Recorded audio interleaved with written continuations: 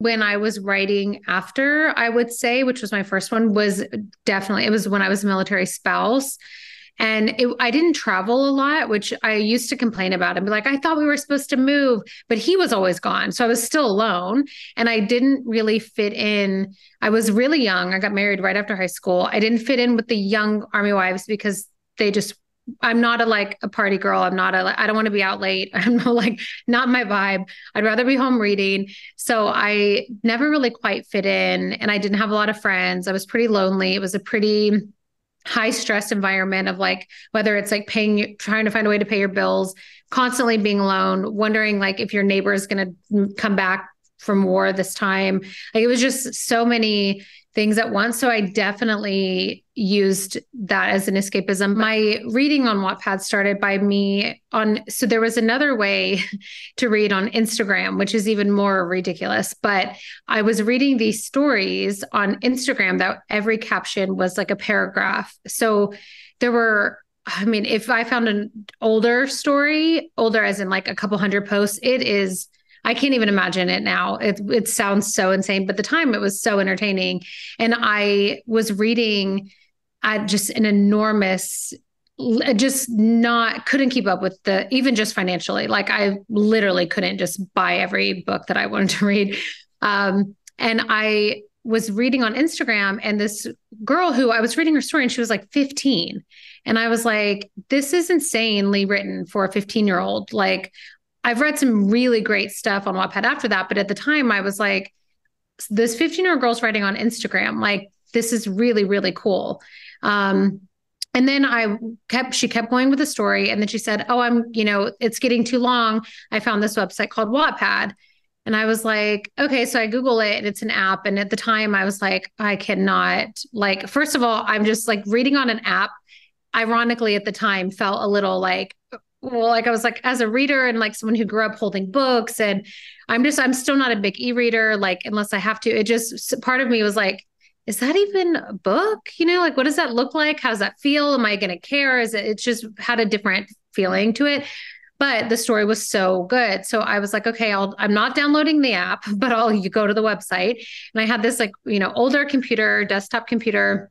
My husband was in the Army at the time. My son was like, one-ish. Yeah, like one. And my son also has a genetic condition called tuberous sclerosis.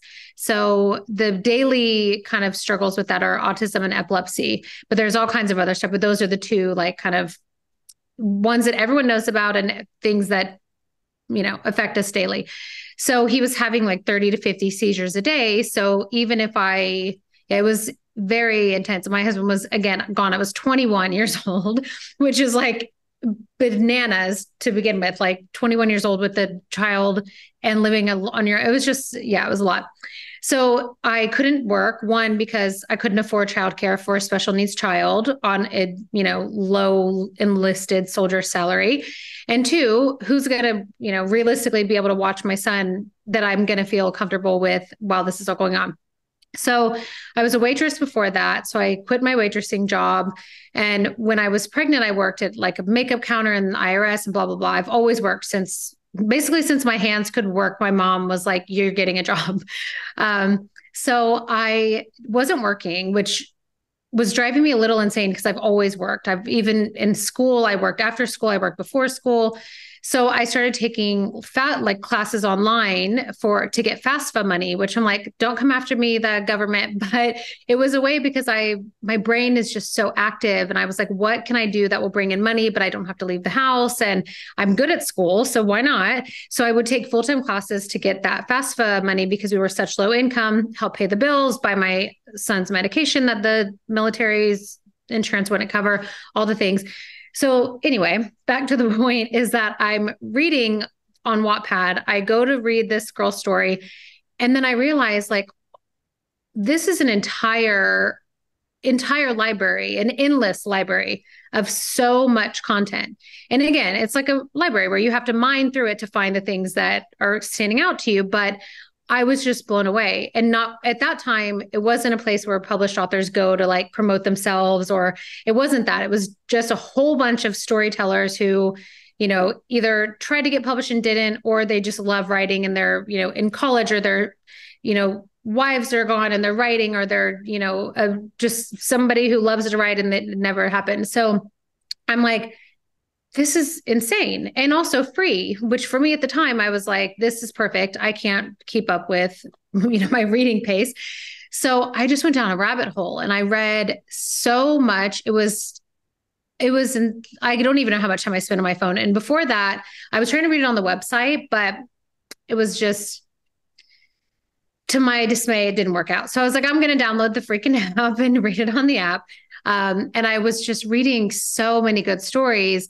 And then I felt like I had read kind of everything. And I was really, my kind of Harry Styles part of it, it was actually like reverse engineered in a way, because I liked their music. I love pop music. I've always loved pop music. I was like a Backstreet Boys and NSYNC girl. That was my jam when I was younger.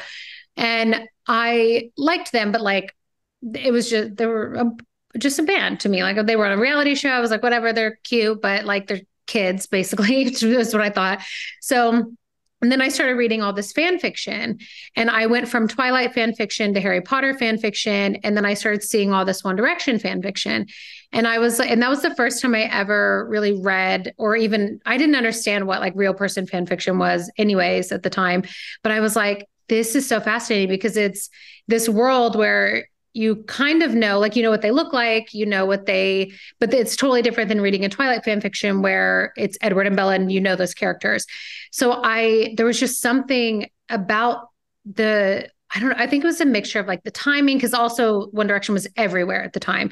And I started seeing all of these. I remember typing their name in like on Instagram and being like, I just want to see like what they actually look like. Cause like I wasn't a YouTube person. Again, ironically, I was not a tech person. Like I did not want to spend my time on a computer or phone or whatever.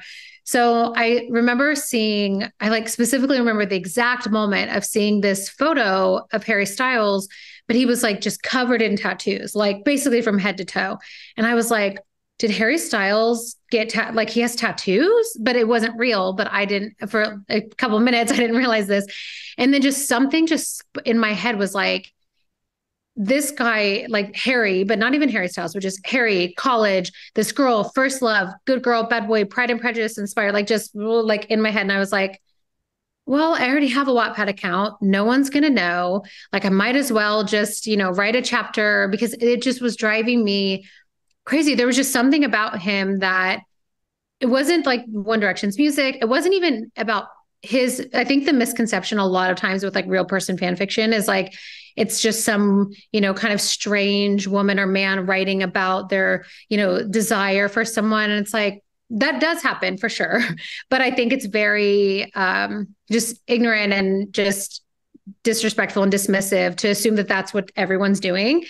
And there's just something, especially when it comes to music, and especially as Harry was releasing his own music, which is very different than One Direction.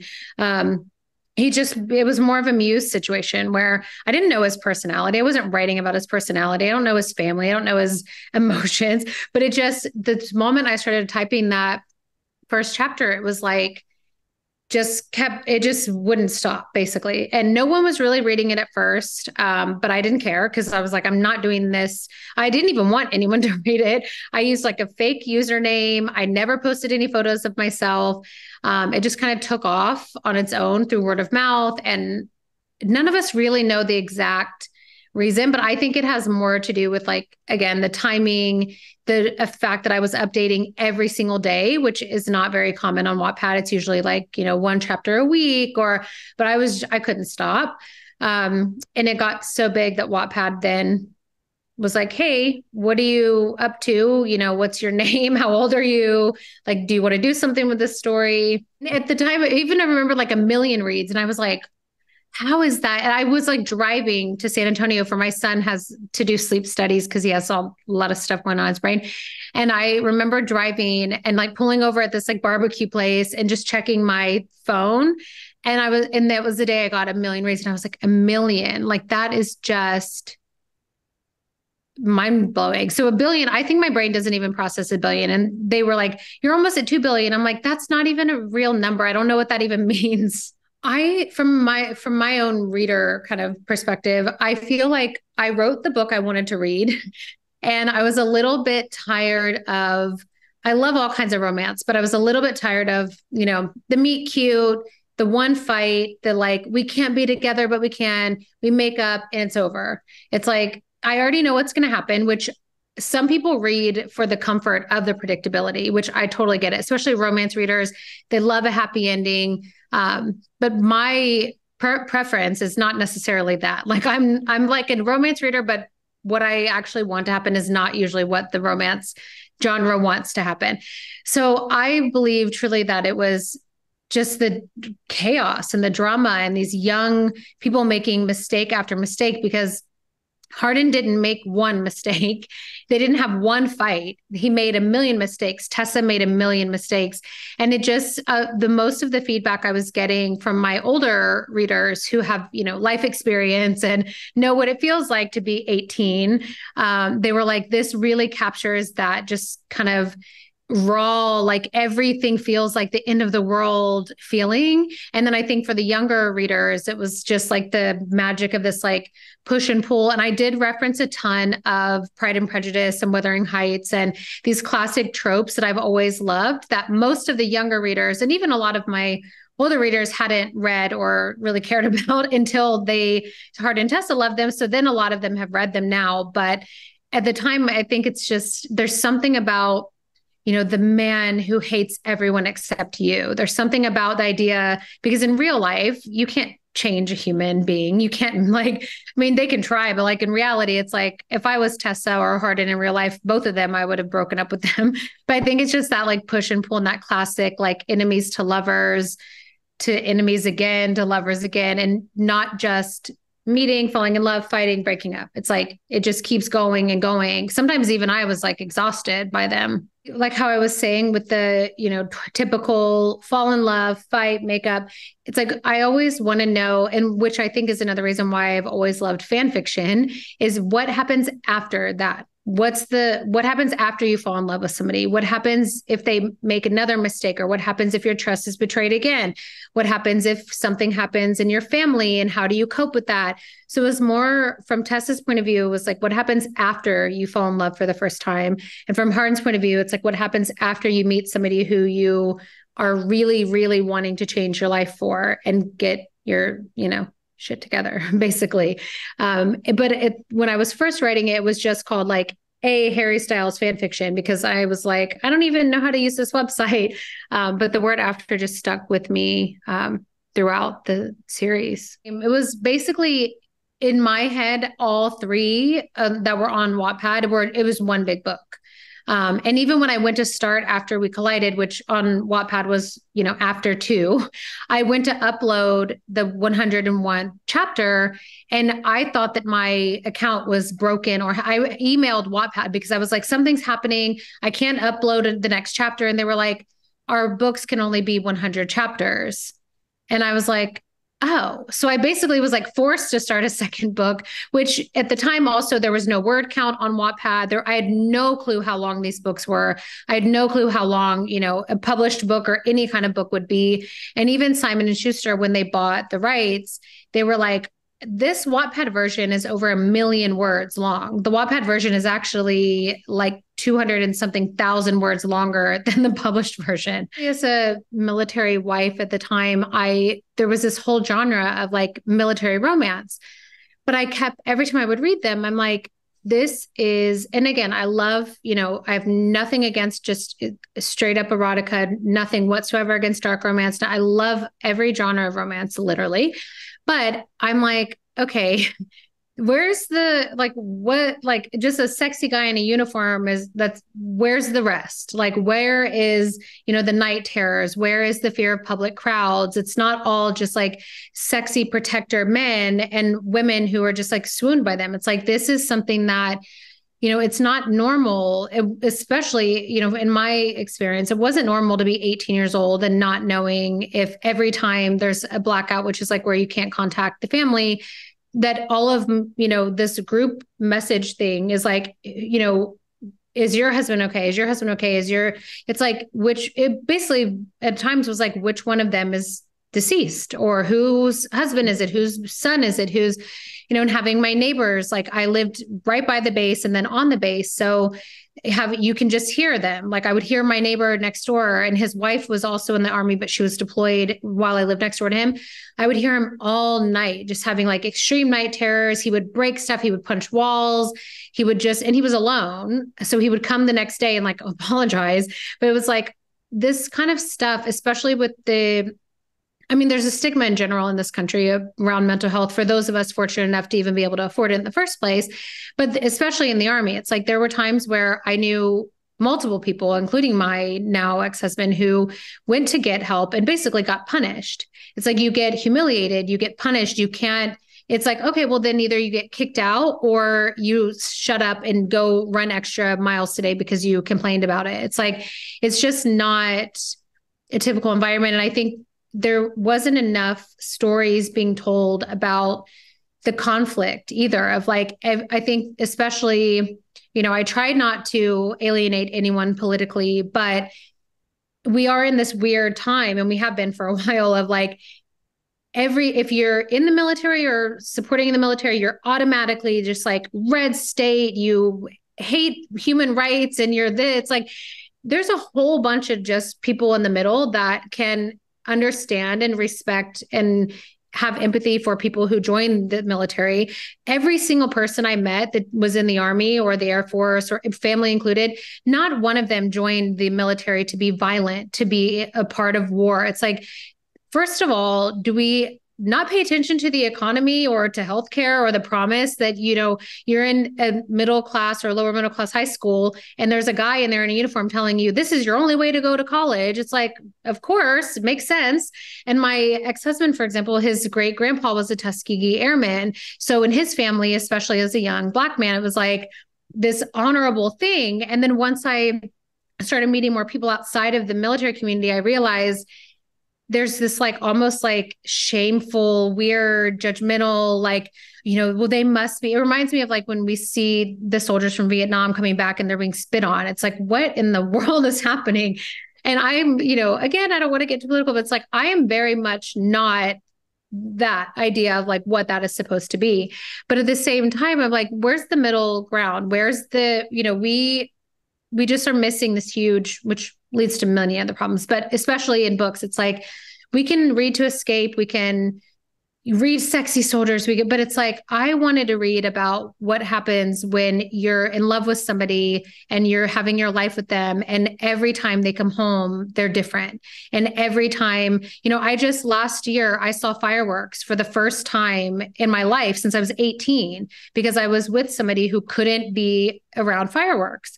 And 4th of July was such a thing of like headphones and making sure we can't hear anything. And then I even realized that I have my own version of PTSD, because I have 5 minutes into the fireworks, I was losing it. I was like, I got to go back to my hotel. And I went to New York and I was like, I'm going to have fireworks for the first time. This is, absolutely. I was like, no, actually, this is not for me. And I just wanted to read about that part of life. I wanted to read about how mostly, especially because of my age at the time, it's like, these 21 or sometimes even 20. Like I remember when my husband at the time came home from Iraq for the second time and he couldn't order a beer. And I'm like, so he went to war twice because he wasn't 21. So I'm like, first of all, this is Texas. Like, come on. But I'm like, so he can buy a gun, he can go to war twice, but he can't order a beer. Like, this is so bizarre. So it's like, I kind of took out all of these little things that I think majority of people either don't care enough or don't know enough, and put them into the series basically. So the falling, that's like the overall view of the story of like, just these, what it's like to be in this lifestyle. And it's very isolating and it's very different than the real world. And that not everybody who serves in the military is bad or wants to kill people or even has any like ill intentions. Some of them do. Some people are bad. Just like if you go to the grocery store, some of those people are bad. But I wanted to tell a story about how to kind of navigate these mental health struggles without support, and why people join. So in The Falling, it's they're young. Both of them are about to turn 21.